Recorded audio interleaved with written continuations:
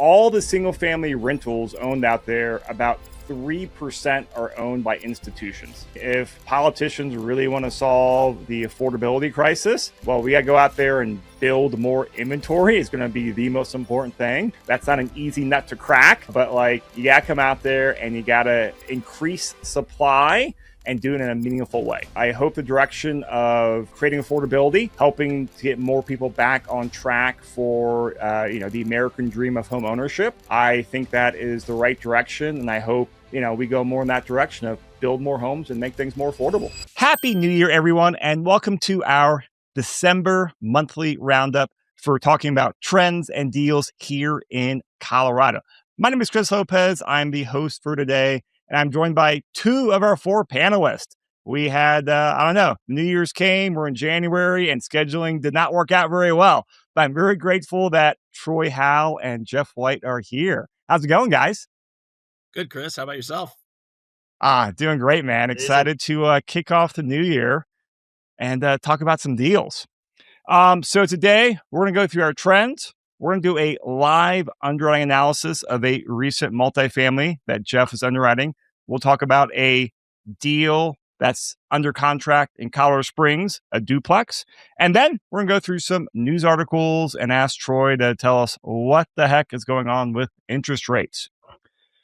So going on here to trends, since we don't have Jenny Bayless with us today, we're really going to focus on the Denver trends.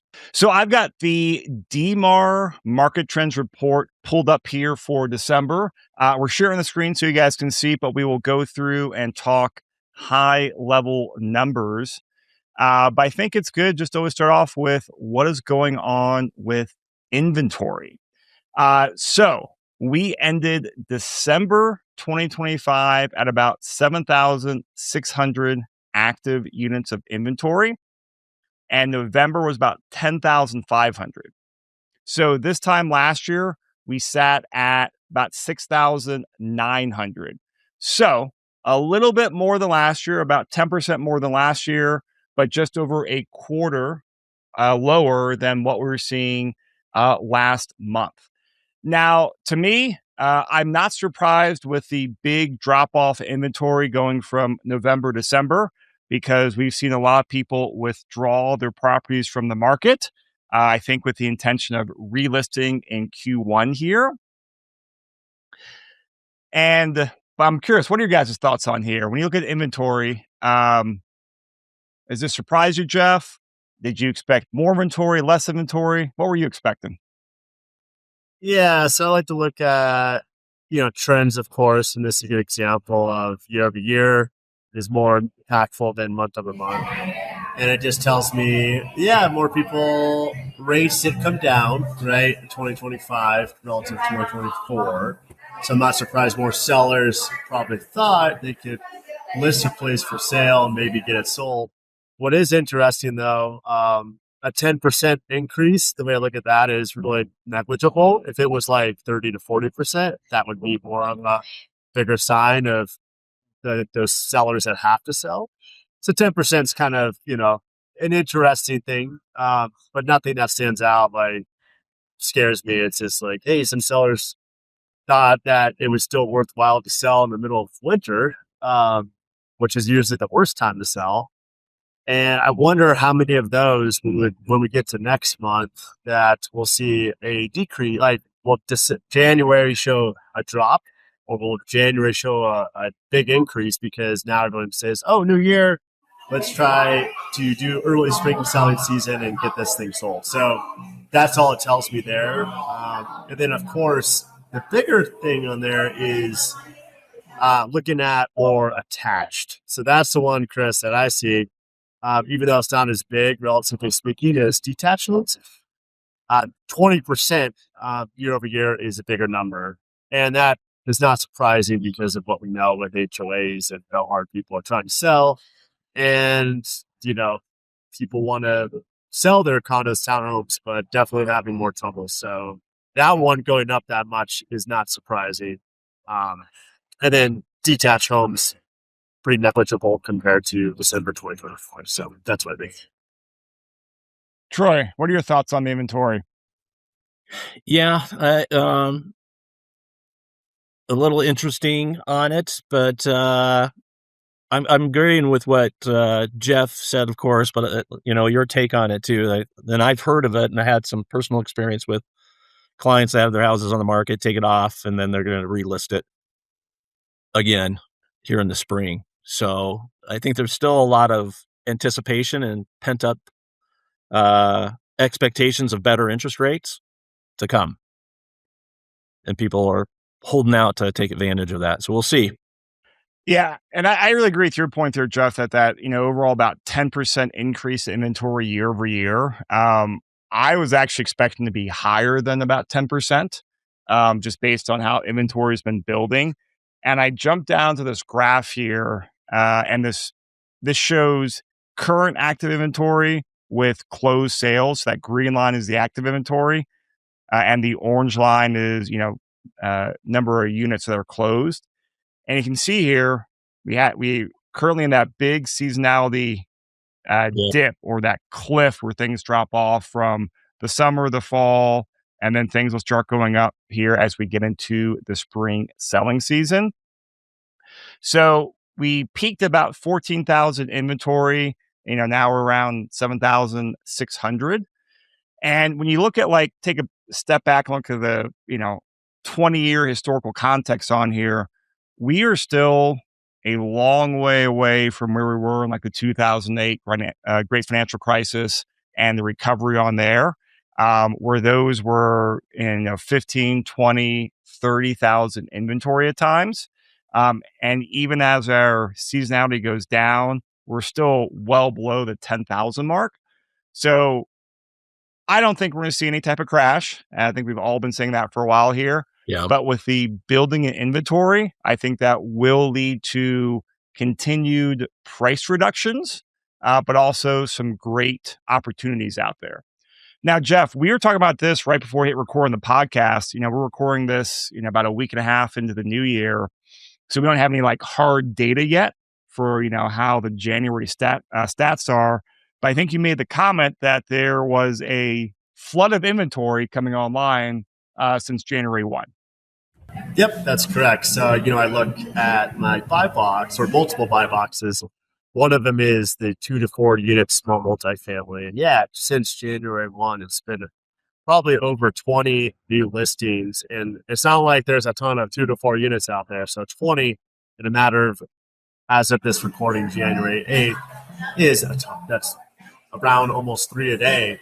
And that is a lot to see just pop up. So it tells me there's definitely some motivated sellers out there. Because again, whether you're selling a single family, multifamily, condo, townhome, November through more or less February is usually one of the worst times to sell for a seller, because majority of people do not want to go out there when it's 10 degrees outside and snowing, or just looking to make a decision of hundreds of thousands of dollars in the middle of the wintertime.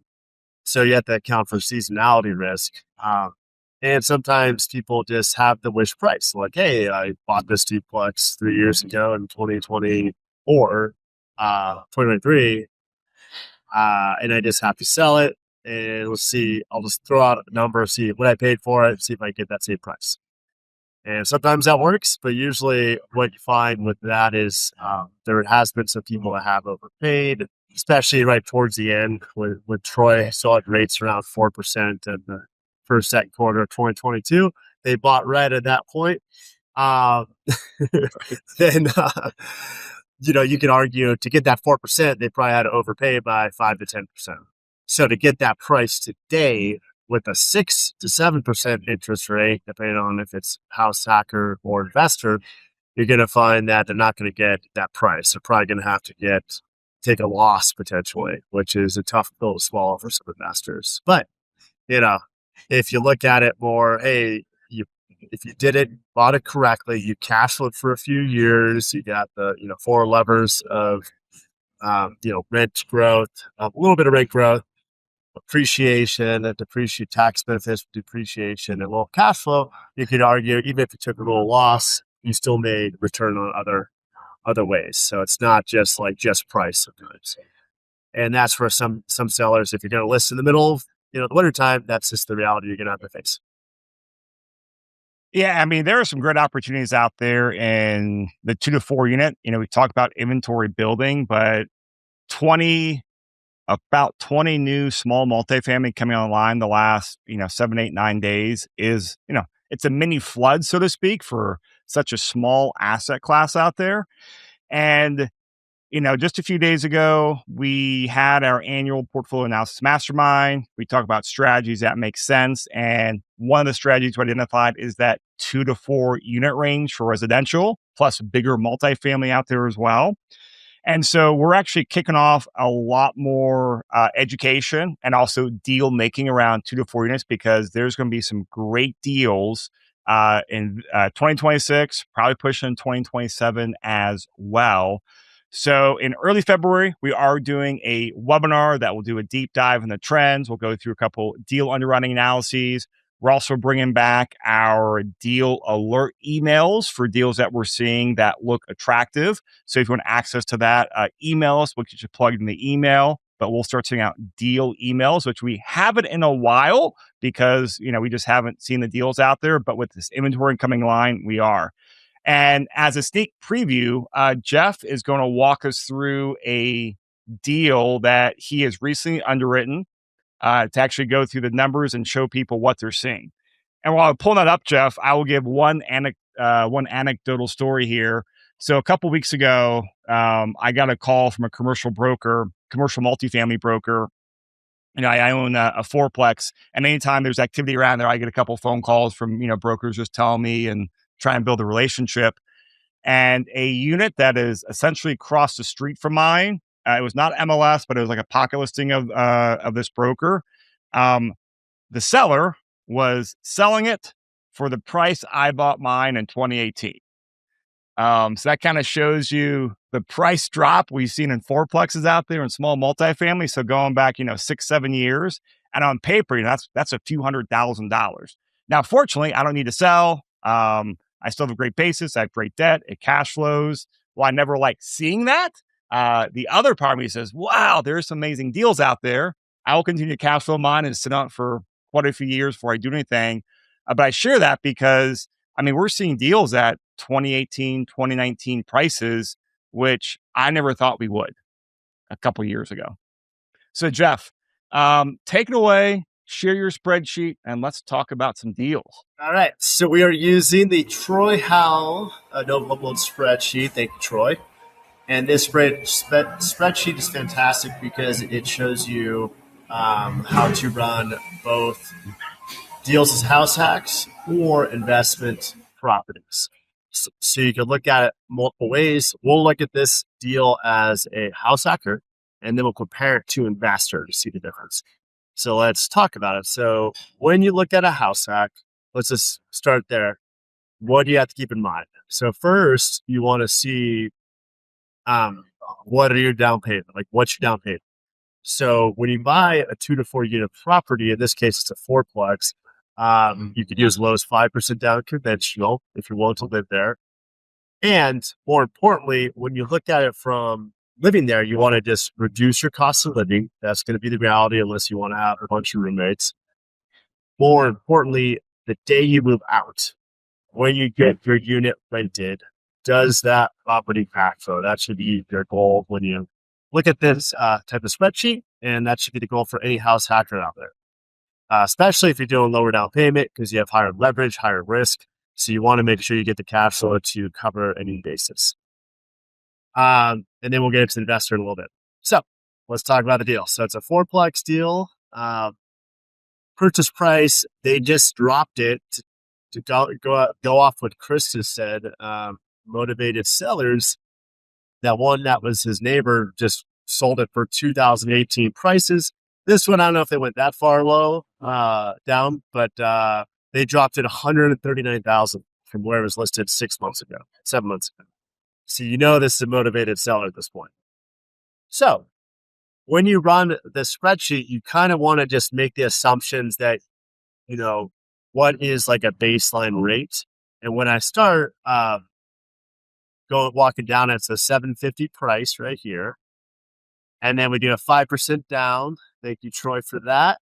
Mortgage interest rate 6.5. There is a little premium for 4 units, so I did a little slight premium. It might be a little higher than that, like 6.625. Troy, I mean, Troy can answer that one better than me on that. Seller credits, I did 0 for now. Acquisition costs, so this is more I think that's like safe. That's conservative. Okay.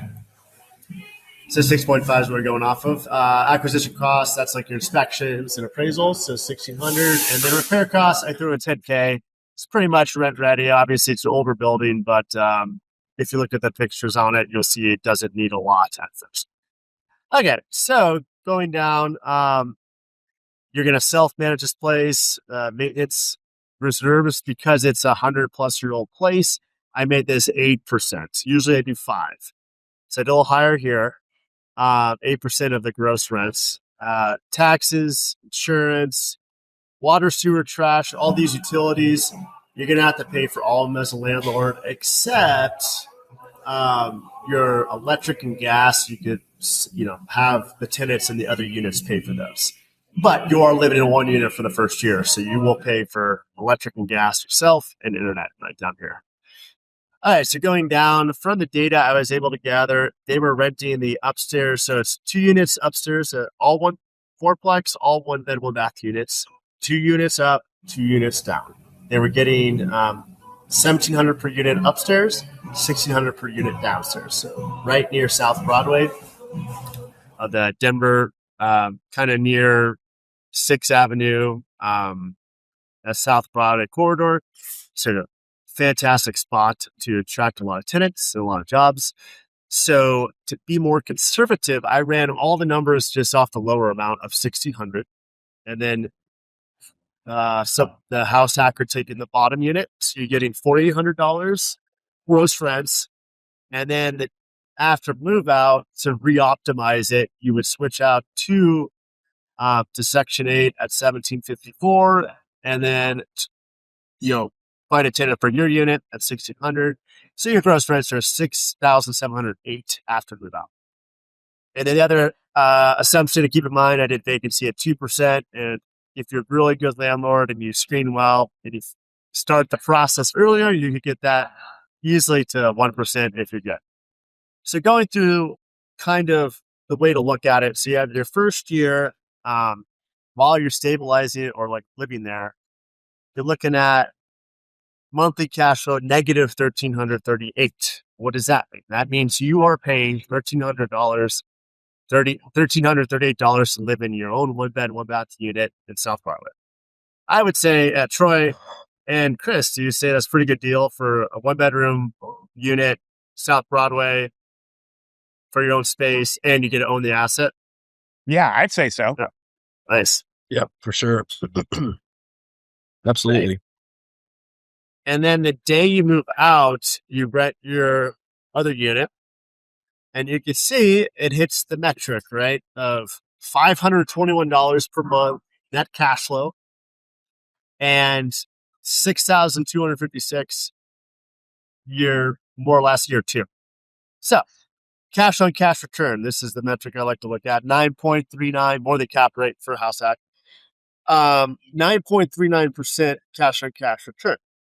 Obviously, as a house hacker, it's going to be a little bit higher than an investor, and we'll see that in a second.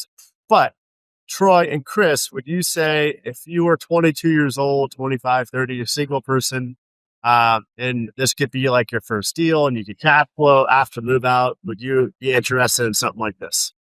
Oh, absolutely, I would. I mean, solid location, good numbers, and they make sense. Yeah. For sure. Yeah, I like it. Right. And then let's flip it to an investor. So I just gave you as a house hacker, so we'll switch it to investor.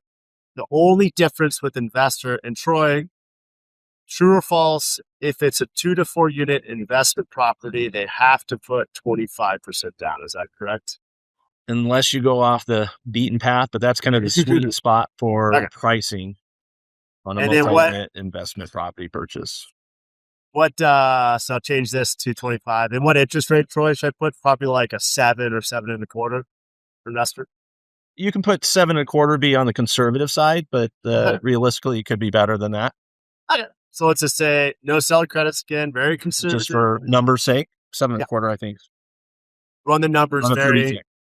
yeah, keep it conservative. That's the way you want to be more conservative with the numbers when you run the analysis because you don't want to be overly aggressive. So same assumptions, 8% reserve, maintenance. So 10% between maintenance and vacancy CapEx. The only difference is you would rent out the other unit at $1,600, and then you still do the same thing in year 2. So let's take a look. Okay. So this person's putting a lot, 20%, what is 20%? $150,000 more than the house hacker. So their mortgage would actually be lower because of larger down payment, even though their interest rate's higher. And the only difference is now, year 1, they are getting super conservative, market rents, nothing creative about it. They will cash flow $1,000 a month or $12,000 in year 1.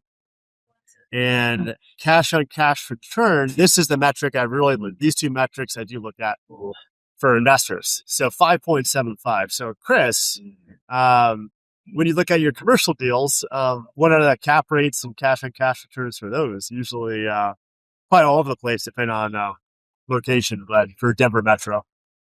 Oh, I mean, it's all over the place. I mean, if it's, class A, those are still in the fives, but the class B, especially the class C stuff, I mean, those expand up in the 7% range.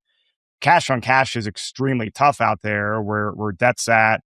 And typically with those properties, I mean, they have more of a heavier value add cycle through, both renovations and then turning around operations and increasing rent on a large property. It's a bigger list and takes more time than on doing a fourplex.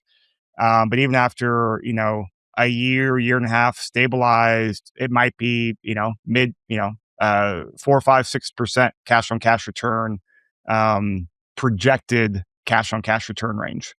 Yep. And that's the way I look at it too, is like, you're like, so what does it compare to? Right. And then I look at what is the average cash on cash for a 2 to 4 unit, the last year or so. And the answer to that question is about 1 to 2%. Chris and Troy, cash on cash return, 25% down, 2 to 4 unit is kind of the reality for more or less the average deal. So when I look at 5.75, I would say the fact that you're doing like over 2x what the average is, then I would call that a good deal. Is this like the deal that allows you to quit your job? No, but I would say for an investor that wants a solid cash flowing asset and a location that will be easy to attract tenants, 5.75 is a solid return on your capital. And then a cap rate of over 7 is fantastic as well. Well, yeah, and I'll add a few things on here. I mean, ideally, our cap rate's higher than our interest rate. That's kind of like one of those rules of thumb that you want to stick with. Hey, cap rate higher than interest rate, so we have positive leverage out there. And this is also just the reality of buying properties right now, especially multifamily, is you can buy some really great assets at a fair price, get decent cash on cash returns. But this, we have to look at that, 5-year horizon window, right? In terms of like really stabilizing the deal and also looking at the macro factors in the market here. Because next year, it's still going to be choppy with where rents are. They're going to be soft and lower. The market needs to absorb, this last wave of supply coming online. That will drop down vacancies, which will increase rents. We'll probably start seeing in 2027 would be my guess. Expenses are stabilizing. I'm not going to wood on expenses stabilizing, right? But at least that's what it seems like from, stuff I have, and then also just hearing what other investors are doing. So this is definitely a longer term play for buying some good value, getting some good cash flow, but then driving value and getting some returns over 3, 4, 5 years as the market returns. Rents should start increasing again as well, and hopefully driving some really good, price appreciation through market forces, and hopefully some value add you can do as well to the property. Absolutely. No, I thought this was a phenomenal thing, Jeff, and I appreciate you walking us through here. We just want to give everyone a sneak peek on here for some deals we're seeing, and also picking up or the webinar we'll do next month in February. We'll start reactivating our deal alerts email since we're starting to see some good deals out there.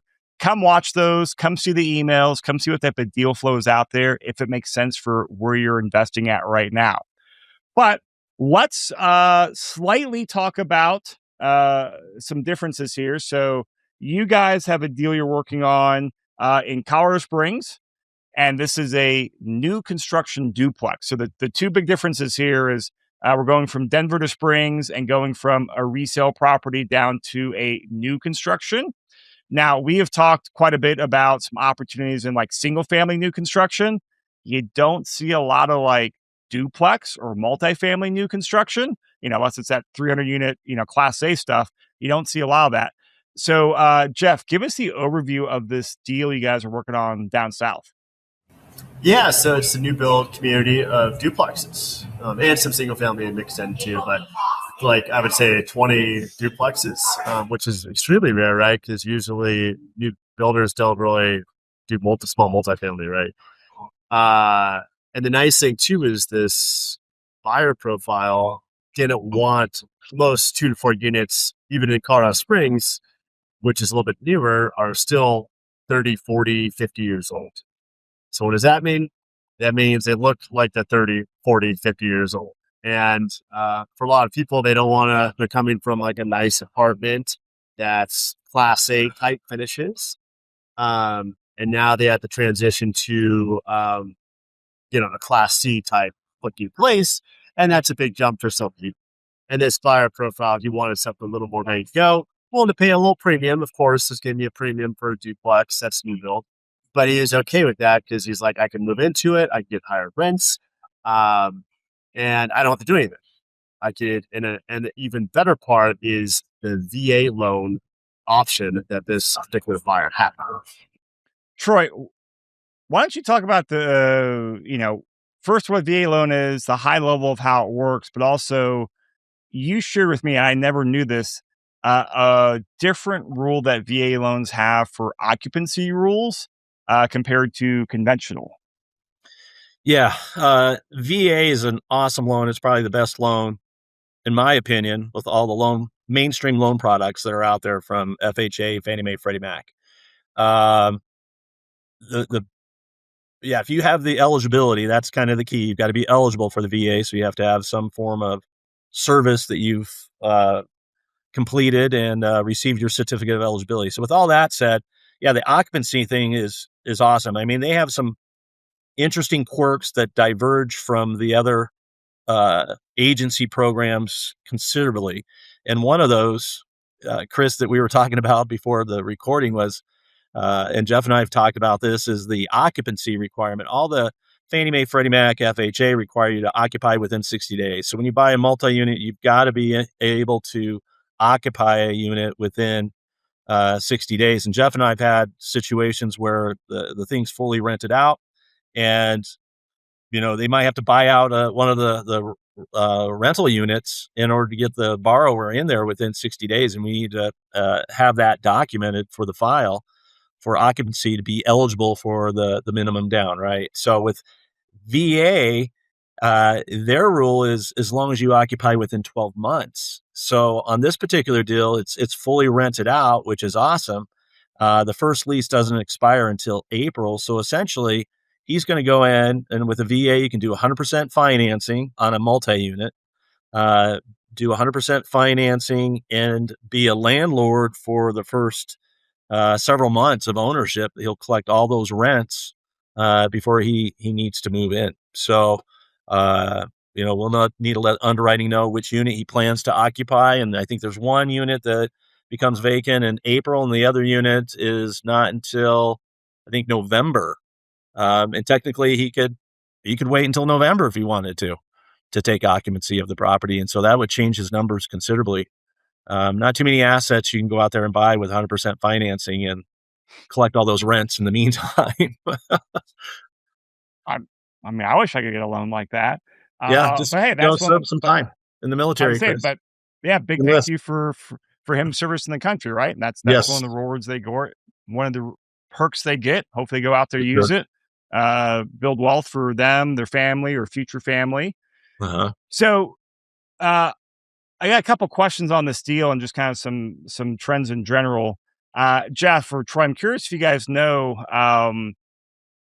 The builder who built these, were these like, was he building these like build to sell? Were they going to be build for rent originally? And is there like some distress component there as well? Because, hey, builders are usually on construction loans, which are, SOFR plus 300. So 7, 8, 9% type interest rate range. So very expensive. And also once it's built, the lender says, hey, if you have this construction loan, either refi us out or sell. And there's Right. often, pressure from the lender and pressure from the market because most of those projects don't pencil out like they were expecting. So, a couple of questions I'm curious if you guys know about this specific situation. Yeah, I mean, I haven't seen all the marketing material, but it definitely appears, Chris, a lot of them were rented out, and some were under contract, and some were sold already. So you have a kind of, but I would say more so built to rent model. That's what it appears, because you are correct. Like, what is the market? How many?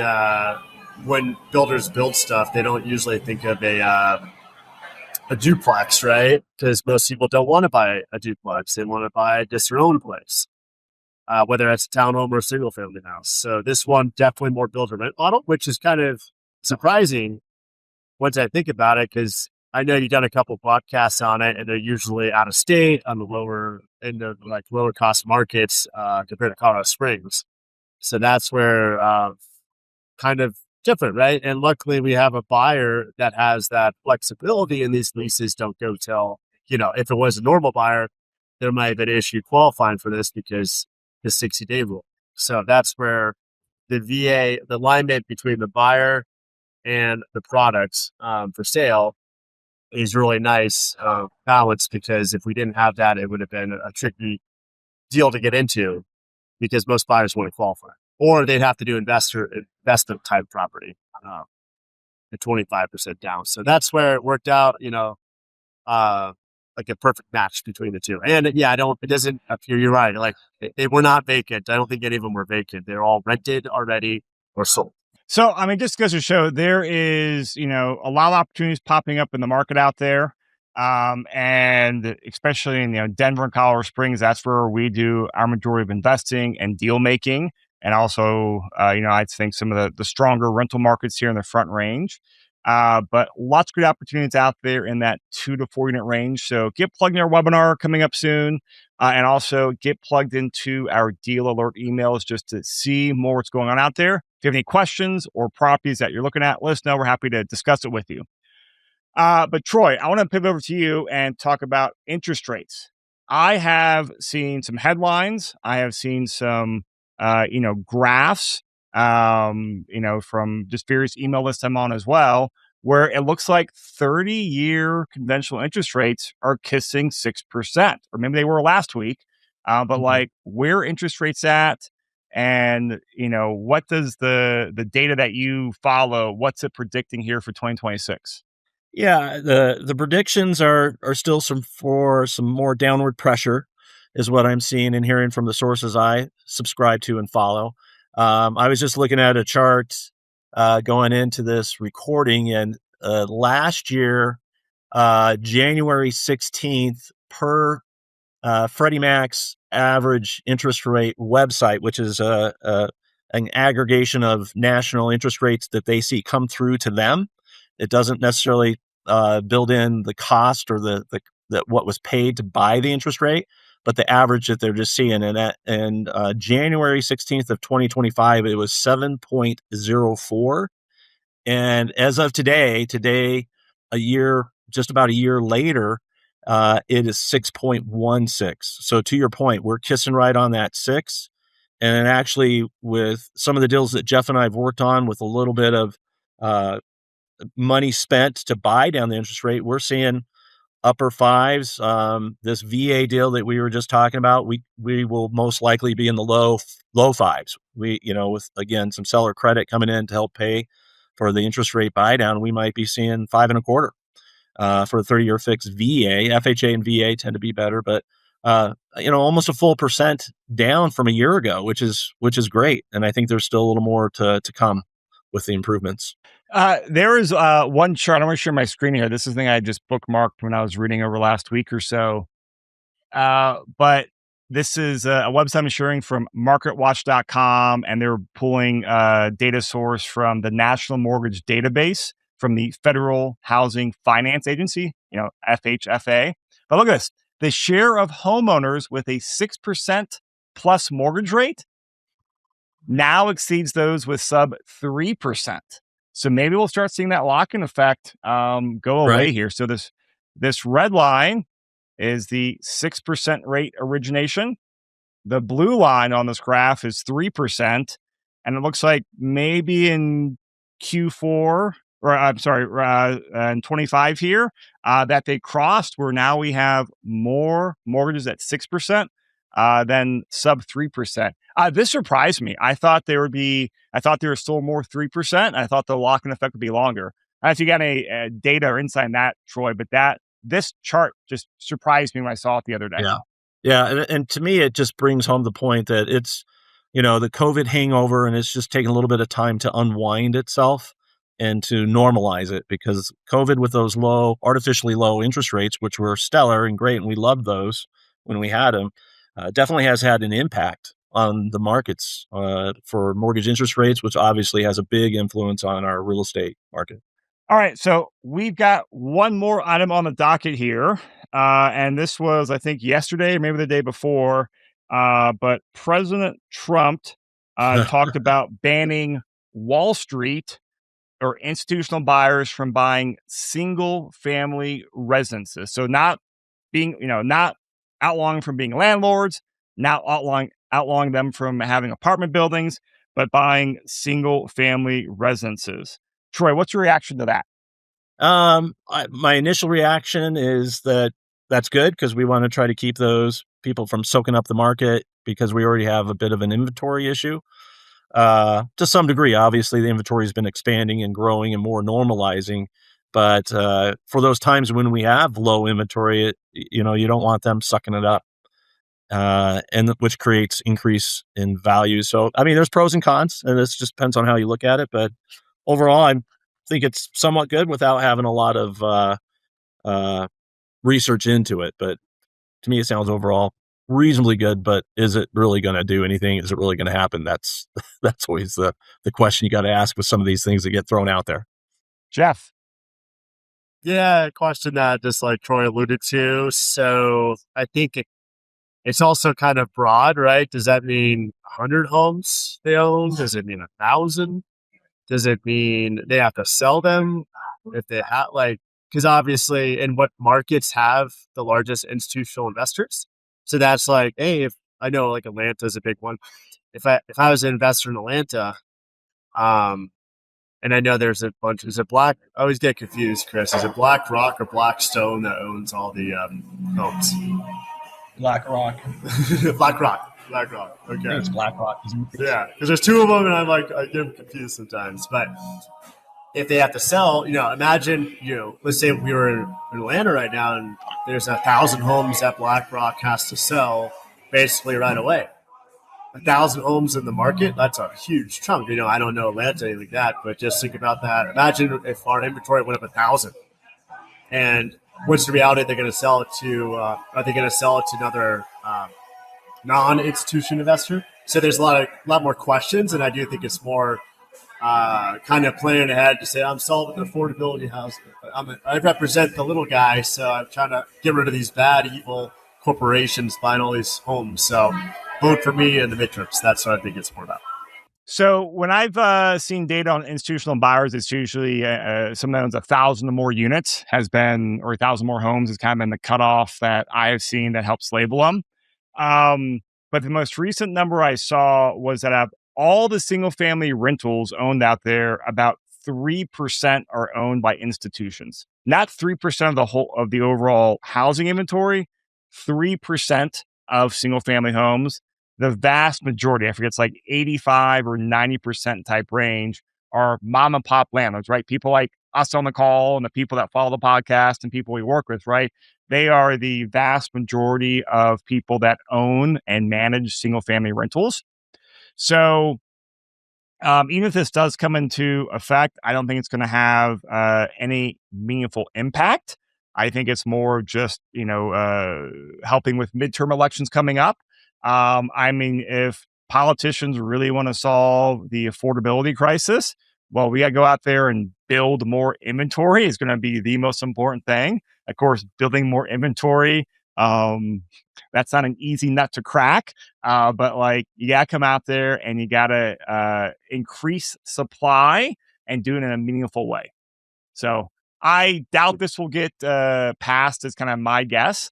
And if it does, I don't think it'll have any meaningful impact across the country. I don't think it'll have any impact here in Colorado. But overall, I hope the direction of creating affordability, helping to get more people back on track for the American dream of home ownership. I think that is the right direction, and I hope we go more in that direction of build more homes and make things more affordable. Agreed, 100%. Cool. All right, well, gentlemen, that wraps up this month's podcast. So appreciate you guys coming out. I know we scheduled this last minute, so thank you guys for hopping in. We scheduled it last night. Jeff, thanks for walking through the spreadsheet, and have a happy new year. Look forward to doing another year's worth of market updates with you guys. Thank you so much. For sure. Thanks, Chris. Thanks, Troy.